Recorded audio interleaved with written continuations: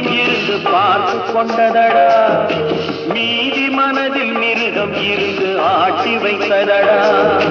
பாதி மனதில் தெய்வம் இருந்து பார்த்து கொண்டதடா, மீதி மனதில் மிருகம் இருந்து ஆட்டி வைத்ததடா.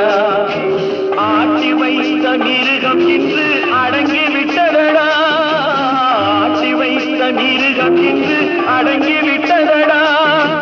அமைதி தெய்வம் முழு மனதில் கோவில் கொண்டதடா.